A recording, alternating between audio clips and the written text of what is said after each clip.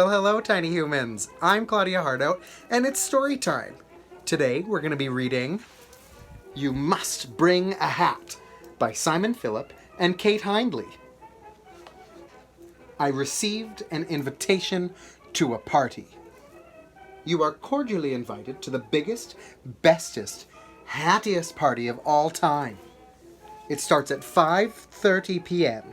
Wide Brim House, Panama Avenue, West Trilby. You may bring as many extra guests as you wish, but you must bring a hat. Kindest regards, Nigel, host and fanciest hat judge. P.S. Don't forget the hat. The party depends on it. P.P.S. Try not to be late this time. Well, Nigel, I immediately panicked. I didn't own a hat, and the invitation specifically stated I must bring a hat. The party depended on it. I searched everywhere for a hat. Even Peddler's Finest Hats was sold out of hats. The only hat I could find belonged to a monkey. That's a lovely hat. May I borrow it? Please? No. I really need a hat for a party. I'll give it back. Since he wouldn't negotiate, I was left with no choice. At least I had a hat, even if it was still attached to the head of a monkey. But on arrival, the security was pretty tight. "Invitation, please?" said the doorman. Apparently there were other rules too. "Sorry, sir, but we're under strict instructions not to let in any hat-wearing monkeys unless they are also wearing a monocle." Well, I didn't have a monkey in a hat and a monocle. I just had a hat on my monkey. Luckily, we soon bumped into a badger named Jeff. He was just the sort of badger we required. "I do beg your pardon, chaps, but are you by chance after a monocle?" "Indeed we are. I need it for a party." "I will lend this monkey my monocle on one condition: that I may accompany you to your shindig." Well, look at that. Now we've got a monkey in a hat who's going to borrow a monocle, and we've got a badger named Jeff. "Invitation, please?" the doorman said again. "Sorry, sir, but we're under strict instructions not to let in any hat and monocle-wearing monkeys if they are accompanied by a badger named Jeff. Unless Jeff can play the piano." "Can you play the piano?" I asked. "Don't insult me. I'm a badger. Of course I can." Well, that's pretty lucky. Jeff is a badger with a monocle that also plays the piano. "Jeff can play," I said firmly. "I'm afraid we'll need to see that," the doorman replied.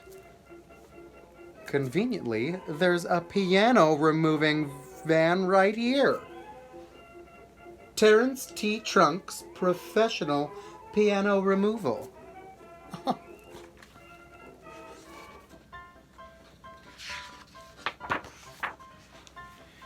Jeff was great on the piano, but we still had a problem. "Sorry, sir, but we can't let this piano-lending elephant in. He's not wearing a tutu." Just my luck. There's never a tutu around when you need one. Look at that, 4 bunnies with tutus. We solved that problem surprisingly quickly. Surely now we'd be allowed in. But we'd failed to notice the huge sign above the door. It says, "Under no circumstances is a tutu to be worn without the supervision of an accompanying penguin." What? Well, conveniently, there's a penguin. Martin kindly helped us out. And, as he was a very clever penguin, we were already prepared for the next rule. All penguins accompanying pink tutu-wearing elephants must bring with them a suitcase full of cheese. Well, would you look at that? He's got a suitcase full of cheese.